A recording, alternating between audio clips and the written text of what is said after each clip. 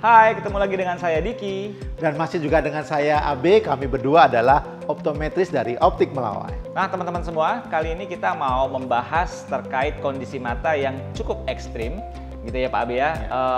Tapi mungkin kalian juga pernah menemuinya. Hari ini kita akan kulik tentang apa penyebabnya, jenisnya, dan juga penanganannya, yaitu terkait dengan mata juling.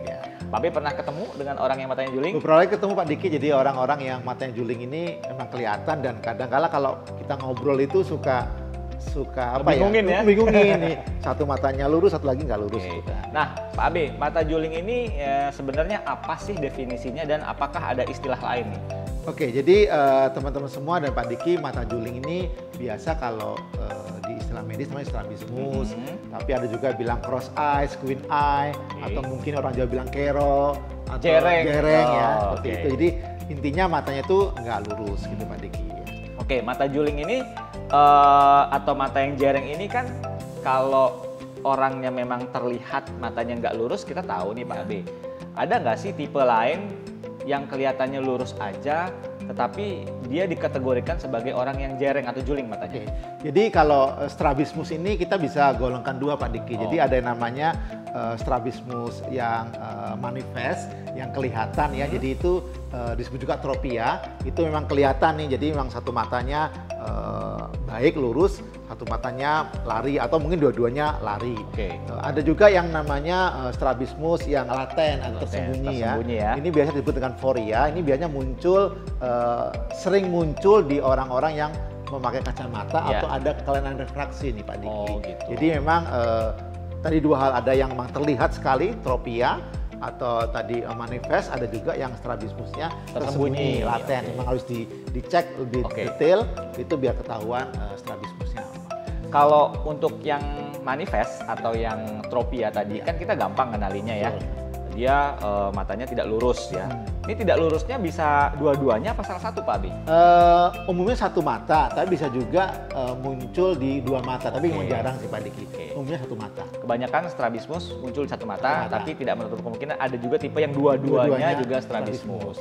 Nah itu kalau yang tropia, yang strabismus. Kalau yang foria nih, yang tersembunyi, bagaimana kita mengenalinya Pak Abi? Jadi memang kalau untuk yang foria, kita akhirnya memang melihat dari keluhan pemakai kacamata tersebut. Biasanya Pak Diki mereka akan ngeluh melihatnya double, kemudian juga sering jatuh, memegang benda sering salah dan sebagainya. Itu mereka akan penasaran sendiri, kenapa sih mata saya kok begini gitu loh. Nah nanti di optometris akan ada beberapa tes tambahan untuk melihat atau mengukur apakah yang bersangkutan tuh ada foria atau enggak gitu.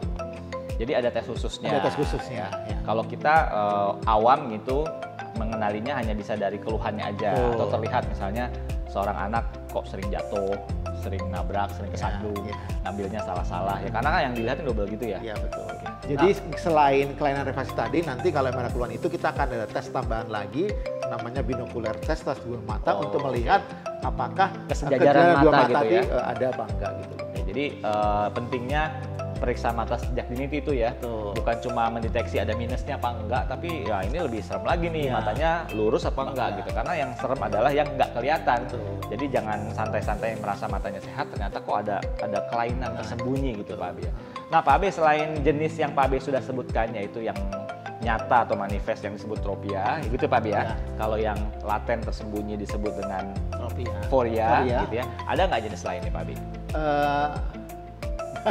Nggak ada? Oke. Jadi cuma dua itu aja ya? Atau mungkin dari dua tadi, apakah ada pembagian julingnya? Kan kalau saya lihat tuh ada yang keluar, ada yang ke dalam gitu ya. Ada yang jenis lain nggak? Jadi kalau misalnya untuk menentukan arah koreksinya Pak Diki, untuk yang foria tadi, kita bisa menentukan apakah matanya ini juling ke arah hidung, kita bisa sebut dengan isoforia, atau mungkin juling ke luar namanya exoforia, atau mungkin ke atas namanya hiperforia, atau bawah hipoforia. Jadi melihat arah itu kita bisa nanti meresepkan lensa prisma untuk kondisi ini, di mana meletakkan base-nya tadi Pak Diki.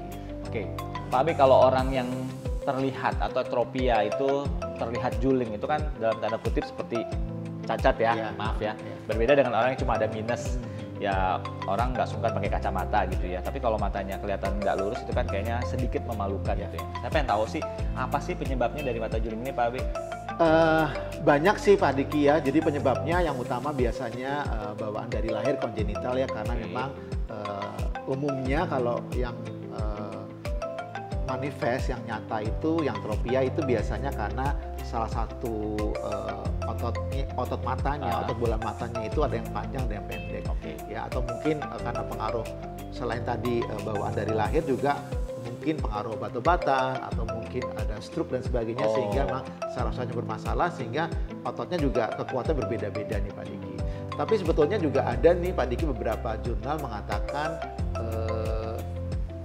juling ini atau foria ini muncul karena kelainan refraksi nggak dikoreksi. Jadi misalnya ada anak nih yang sebetulnya minus ya, tapi mungkin orang tuanya kasihan pakai kacamata itu malah juling, jadi malah berguling keluar gitu loh. Jadi pembelian kacamata ini atau lensa koreksi minus tadi bisa membuat matanya yang nggak sampai akan jadi juling gitu. Jadi lurus. Saya juga pernah baca tuh Pak Abe, berarti ada hubungannya juling ini dengan mata malas. Betul. Atau amblyopia ya. Betul. Makanya teman-teman jangan sampai telat ya untuk mendeteksi apakah seorang anak itu perlu kacamata apa enggak. Karena idealnya adalah sebelum masuk usia sekolah. Kita udah periksa dulu nih mata anak kita gitu ya. Supaya ketahuan kalau memang butuh kacamata harus segera dikoreksi. Kalau tidak bisa menyebabkan mata malas tadi. Kalau mata malas bisa berujung lagi ke mata yang juling tadi Pak Abe ya. Karena kalau matanya malas yang sebelah, taruhlah yang malas itu sebelah kanan. Otomatis yang kanan ini tidak akan dipakai oleh otak untuk melihat. Yang mana nanti akhirnya mata kanan ini akan lari sendiri. Jadi tidak fokus terhadap apa yang dia lihat gitu. Ujung-ujungnya jadi udah dapat mata malasnya, dapat juga julingnya juga. Wah, ini lebih kompleks lagi Pak Abe ya. Oke Pak Abe, Pak Abe kan tadi udah jelasin penyebab mata juling dan juga jenis-jenisnya ya Pak. Nanti kalau misalnya ada seseorang yang sudah terdeteksi atau sudah dinyatakan bahwa dia adalah juling, baik yang nyata ataupun yang foria atau yang tersembunyi. Lalu penanganannya seperti apa Pak Abe? Oke, jadi Pak Diki kalau memang sudah terdiagnosa juling itu kita mesti lihat kondisi julingnya. Kalau termasuk yang nyata, yang tropia itu biasanya kalau anak-anak dokter mata akan segera melakukan tindakan operasi untuk membuat matanya yang tadinya juling jadi lurus kembali. Karena apa? Karena dokter mata ingin anak ini matanya bisa mendapatkan tajam penglihatan yang baik selain matanya dilurus kembali. Karena kalau dilakukan setelah mereka dewasa itu matanya hanya lurus saja, tapi tetap fungsi penglihatannya akan berkurang. Tapi kalau julingnya yang tersembunyi atau foria tadi itu bisa dikoreksi dengan pembelian lensa prisma. Nah, pembelian lensa prisma ini tujuannya untuk membantu melihat satu bayangan, satu objek, dan juga membantu matanya nggak terlihat juling, tapi nggak menyembuhkan Pak Diki. Jadi ini hanya mengoreksi saja. Jadi ini nanti juga pembelian prisma juga melihat arah dari julingnya kemana, apakah ke arah hidung, apakah ke arah telinga, atau ke arah atas, atau ke arah bawah. Jadi nanti optometris akan menentukan lensa prisma apa yang sesuai dan berapa besarnya. Tapi sekali lagi ini nggak menyembuhkan, hanya mengoreksi saja. Jadi dengan menggunakan lensa prisma tadi, selain dia memberikan kosmetik yang baik saat kacamatanya dipakai, juga fungsinya untuk membelokkan sinar ya Pak Abe? Betul, jadi membantu melihatnya jadi satu lagi. Oke. Jadi karena tadi orang juling melihatnya double, sehingga dengan lensa prisma ada sinar yang dibelokkan sehingga melihatnya satu lagi. Plus dia juga secara kosmetik dilihat dari depan juga matanya lurus. Jadi seolah-olah dia tidak juling kalau dari depan, tapi kalau kacamata dilepas juling. Tetap dia juling. Karena hanya mengoreksi, nggak menyembuhkan. Nah Pak Abe, kalau lensa prisma tadi secara fisik gimana sih? Nah, kalau lensa prisma mudah deteksinya Pak Diki, tinggal dipegang aja, nanti akan kelihatan ada bagian yang tebal, ada bagian yang tipis. Kalau saat dipakai atau mungkin orang lain ngelihat juga nggak kelihatan tuh lensa ada lensa prisma.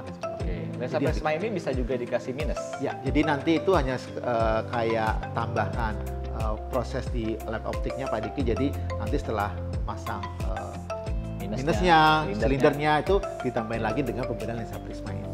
Jadi di optik mulai bisa itu. Di optik mulai juga bisa. Jadi kalau untuk pemeriksaannya sendiri gimana Pak Abe? Di optik mulai juga bisa memeriksa itu, tapi kalau emang ragu mau dokter mata silahkan, mungkin dapat. Takutnya julingnya ada penyebab lain ya. Soalnya tadi ada juga yang sebabnya karena obat-obatan tertentu gitu ya.